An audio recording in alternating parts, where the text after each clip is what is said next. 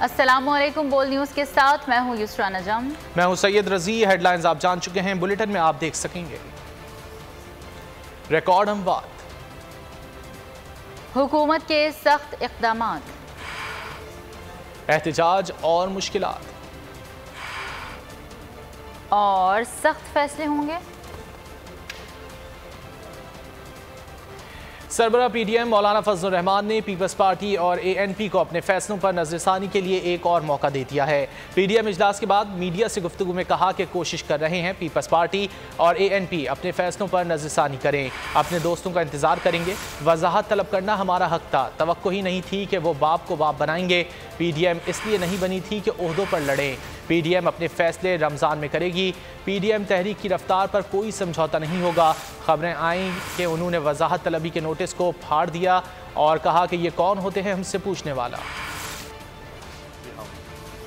इस फोरम के उस अजीम मकसद को मद्देनजर रखते हैं और हम ये समझते हैं उनके लिए मौका है कि वो अपने फैसलों पर नज़रसानी करें, पीडीएम की तरफ बाकायदा रुजू करें। हम आपस में बैठ कर इन शिकायतों को दूर कर सकते हैं, लेकिन पीडीएम और उसका जो प्रोग्राम है वो आवाम की अमानत। हमने अपने कोलीग्स का और उनकी इज़्ज़त नफ्स का इस हद तक ख्याल रखा कि हमने जो वजाहत तलबी उसकी 2 लाइनों की इबारत भी मीडिया के सामने नहीं रखी, और हम कभी नहीं चाहते थे कि एक तंजीमी मामला जो है और उस हवाले से एक शिकायत उसको हम चौकों चौराहों पे ले आए। पीडीएम से अलहदगी का बाकायदा ऐलान कर दिया। पीपल्स पार्टी और एएनपी के जो ओहदेदारान थे उन्होंने अपने इस्तीफे हमें भेज दिए हैं, वो सब हमें मालूम है, लेकिन हम फिर भी कोशिश कर रहे हैं कि हम उनको कहें कि आप अपने फैसलों पर नज़रसानी करें। पीडीएम आपकी बात सुनने को तैयार हो। नहीं, हमें तवक्को ही नहीं थी कि वो बाप को बाप बनाएंगे। हम तो समझते हैं कि अगर इंतखाबी इत्तेहाद बनता है तो बनने दें, यानी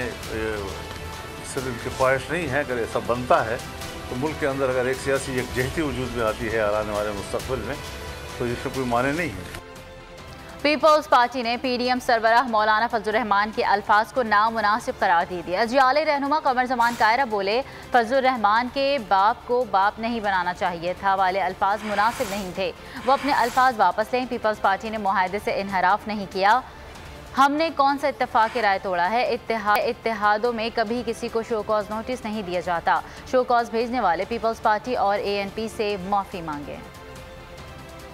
मौलाना, हमसे तो वजाहत तलब कर रहे हैं आप, अब तो बहुत सारे इत्तेहादों का हिस्सा रहे हैं। इत्तेहादों में कभी किसी को शोकाज नहीं होते, हमें शोकाज दे दिया गया। अगर शोकाज मीडिया के जरिए हो तो फिर जवाब के लिए हमारी मजबूरी है कि हम मीडिया में आए। जमातें अफराद नहीं होते मौलाना, हम कोई जमात नहीं है, पीडीएम कोई जमात नहीं है। मुझे बहुत एहतराम है आपका, आज आपने एक इंतहाई नामुनासिब बात कही है, आपको ये बात बिल्कुल नहीं कहनी चाहिए।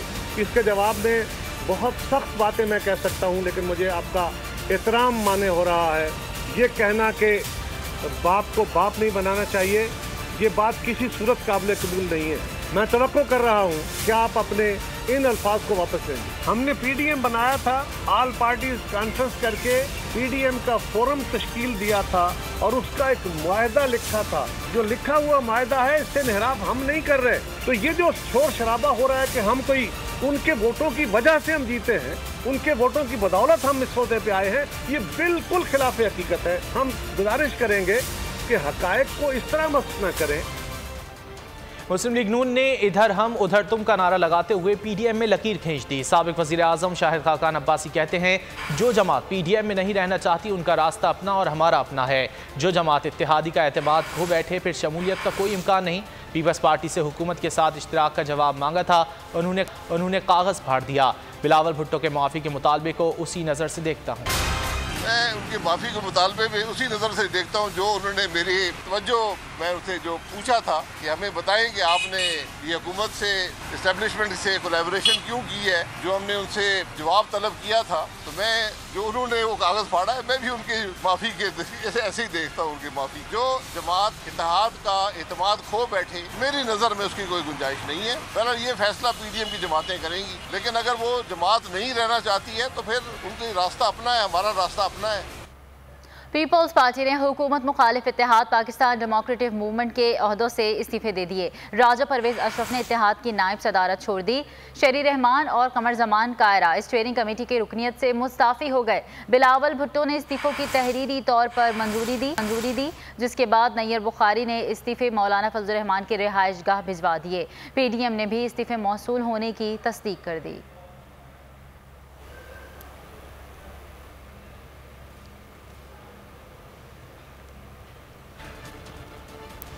पीपल्स पार्टी की जानिब से अपोजिशन इत्तेहाद PDM के ओहदों से मुस्ताफ़ी होने पर मुस्लिम लीग नून ने भी रद्द-ए-अमल दे दिया। लीगी रहनुमा एहसन इकबाल ने PDM के व्हाट्सएप ग्रुप से पीपल्स पार्टी के रहनुमाओं को निकाल दिया। एहसन इकबाल ने PDM व्हाट्सएप ग्रुप से सेनेटर शेरी रहमान, राजा परवेज अशरफ और कमरुज़्ज़मा कायरा को निकाला। लीगी रहनुमा ने पीपल्स पार्टी लीडरशिप के साथ साथ ANP के रहनुमा मियाँ इफ्तिखार को भी PDM व्हाट्सएप ग्रुप से आउट कर दिया।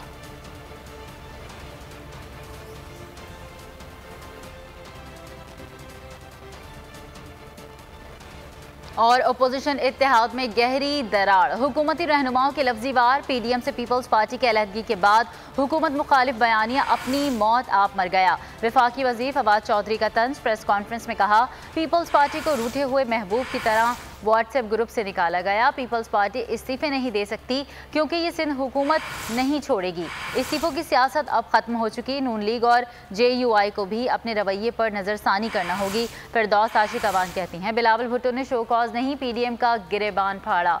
नून लीग के पेट फाड़ने के ऐलानात पर तो कुछ ना हुआ, लेकिन बिलावल ने शो कॉज फाड़कर पैगाम दे दिया है पीपल्स पार्टी को कि बाप को बाप नहीं बनाना था। फजल रहमान साहब जो हैं वो ज़ाहिर है ये तो उनका एक अंदरूनी मसला है कि वो पीपल्स पार्टी को किसका बेटा बनाते हैं या बाप बनाते हैं, ये तो फजल रहमान साहब जाने और जाने। ये भी पता चला है कि पीपल्स पार्टी को रूठे हुए महबूब की तरह PDM के व्हाट्सएप ग्रुप से निकाल दिया गया। एहसन इकबाल साहब ने जो शहरी बीबी थी, उसके बाद कमर जमान कायरा साहब थे, उसके बाद जो बाकी पीपल्स पार्टी के लोग थे उनको PDM के व्हाट्सएप ग्रुप से जो है वो फारिग किया। अब पीपल्स पार्टी इस्तीफे नहीं दे सकती थी क्योंकि उनका सिस्टम में स्टेक है। ये तो बचगाना सियासत जाहिर है कि चल ही रही है और पीपल्स पार्टी और जो मौलाना फजल रहमान और PMLN का आपस का झगड़ा है, ये झगड़ा तो पहले से ही तयशुदा था। क्योंकि देखिए ऐसी समझिए कि जिनकी ऐसे इत्तेहाद जिनकी बुनियाद किसी नज़रिए के ऊपर ना हो और सिर्फ छोटे छोटे सियासी मकासद के लिए बने हों तो वो ज़्यादा देर नहीं चल सकते, और यही कुछ PDM के साथ भी हुआ। से रुख करेंगे खेल के मैदान का। पाकिस्तान और जनूबी अफ्रीका के दरमियान सीरीज का तीसरा T20 आज सेंचुरियन में खेला जाएगा। टीम ज़राए के मुताबिक फिटनेस में बेहतरी के बाद ओपनर फ़ख्र जमान आज एक्शन में होंगे। 4 मैचेस की सीरीज 1-1 से बराबर है। और इसी हवाले से बात करने के लिए क्रिकेट एक्सपर्ट साजिद खान हमारे साथ मौजूद है। बहुत शुक्रिया साजिद खान साहब। आज तीसरा T20 मैच है, फ़ख्र जमान टीम को दस्तयाब होंगे, क्या कहेंगे, क्या टीम कमबैक कर सकेगी? अरुषा, जिस तरह की पाकिस्तान की ODI की बात करें, 2020 की बात करें, 2020 में जिस तरह पाकिस्तान ओवर कॉन्फिडेंस हुआ और जिस तरह पाकिस्तान के कप्तान बाबर ने टॉस जीत के बैटिंग करने का फैसला किया, बैटिंग पावरों में जिस तरह की पाकिस्तान की कारकर्दगी है, अगर बात की जाए बहुत बड़ा सवाली निशान है। ऑफ कलर अगर देखा जाए पाकिस्तान के फेल हो गए, जितने भी मिडिल ऑर्डर की बात करें उस तरह की कारकर्दगी नहीं दिखाई जिस तरह की दिखाना चाहिए थी। बड़ी खुशाइन बात है, फ़ख्र जमान जो इन फॉर्म बैट्समैन है, बड़ी शानदार बॉल उनके बैट पे आ रही है, उनके पाकिस्तान की टीम में आना बहुत जरूरी है और उनकी फॉर्म को बरकरार रखने के लिए उनको मैच और पावर प्ले का इस्तेमाल, टॉस बहुत इंपॉर्टेंट है। जैसे कि आपने देखा है जो टीम टॉस जीत रही है वो पहले बॉलिंग करती है और हमारे कप्तान ने टॉस जीत के पहले बैटिंग करने को तरजीह, सेकंड बैटिंग में बैटिंग पैराडाइज हो जाती है। उसका वाज़ेह सबूत पाकिस्तान और साउथ अफ्रीका के दरमियान जो दूसरा 2020 मैच खेला गया है उसमें वाज़ेह तौर पर नजर आ रहा है। सेकंड इनिंग में पाकिस्तान की बॉलिंग टोटली नाकाम हो गए। 10 साल से पाकिस्तान के बॉलिंग कोच वकार यूनुस पाकिस्तान के बॉलरों को बॉलिंग नहीं सिखा सके और पाकिस्तान की जिस तरह के हमने पहले भी कहा तीनों कोच एक पेज पर नहीं है। टूरिंग सिलेक्शन कमेटी जो होती है और जो होती है टीम मेरिट पर डिसाइड करती है किसको खिलाचे। फास्ट बॉलर है, उनको खिलाना चाहिए था। पाकिस्तान की टूरिंग सिलेक्शन कमेटी ने उसको मौका नहीं दिया। चले वसीम खान को खिला देते हैं, वहां भी लैक एंड स्ट्राइक में सिलसिला जारी है। मगर ये तमाम चीजों को भुलाना चाहिए। पाकिस्तान को मैरिज। साजिद, आपको क्या लग रहा है, पाकिस्तानी टीम तजुर्बात से डर रही है, जबकि आगे हम देख रहे हैं कि वर्ल्ड कप आ रहा है? बिल्कुल नाइंसाफी हो रही है। देखिए, आप यकीनी तौर पर बोल्ड न्यूज चैनल को क्रेडिट जाता है। हमने हमेशा बात की, हक और सच की। मोहम्मद आमिर, वहाब रियाज को इनको अब लेना पड़ेगा, शोएब मलिक को लेना पड़ेगा। ये ना है लोग हैं, इनको समझ नहीं आती। पाकिस्तान को वर्ल्ड कप इंडिया में खेलने जाए, पावर प्ले की बात करें, बॉलिंग पावर प्ले करना नहीं आता, बैटिंग पावर के लिए खेलना नहीं आता। मगर आप ये यकीनी तौर पर देखें, सोचे समझे, पाकिस्तान क्रिकेट टीम अगर इस तरह की चीजें करेंगे, और आजकल की मॉडर्न क्रिकेट में जो बैटिंग स्टाइल है 150 के बैट्समैनों का है, और दुनिया में सारी टीमों ने अपने ओपनर काम किया हुआ है। और बदकिस्मती थी, ये हमारे जो कोचिस हैं वो बैट्समैनों के साथ बॉलिंग के साथ काम करने नहीं चाहते। मगर ये आज बहुत इंपॉर्टेंट होगा। लेकिन साजिद, आप स्ट्राइक रेट की बात कर रहे हैं, पाकिस्तानी टीम में भी कई ऐसे खिलाड़ी हैं जो कि जोरदार शॉट्स लगाने के लिए जाने जाते हैं। हैदर अली हो गए, आसिफ हो गए, आसिफ गो के अभी टीम में अवेलेबल नहीं है, लेकिन उस तरह परफॉर्म नहीं कर पा रहे ये खिलाड़ी, जो कि क्या आप कह रहे हैं कि स्ट्राइक रेट जिनका ज्यादा है?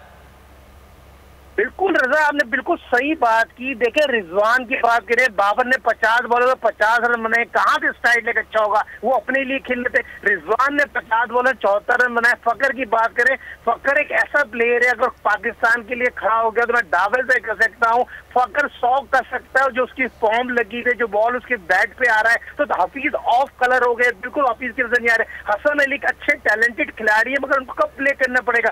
तीसरा 2020 खेलना, कॉन्फिडेंस उनको देना पड़ेगा। टूरिंग सिलेक्शन कमेटी को, मैनेजमेंट को, बैट्समैन को और खिलाड़ी को कॉन्फिडेंस देना इनके काम है। ये कॉन्फिडेंस नहीं देंगे तो आपकी पाकिस्तान के जिन खिलाड़ी को छोड़ के गए, तो उनको आपको दोबारा लेना पड़ेगा। पहले तो मुझे ये बताइए, आप छोड़ के क्यों गए? अगर आप देखें, पाकिस्तान की आमिर की बात करें, वहाब रियाज की बात करें, ये पाकिस्तान के वर्ल्ड स्टार बॉलर है, इनकी कमी महसूस होगी इंडिया में।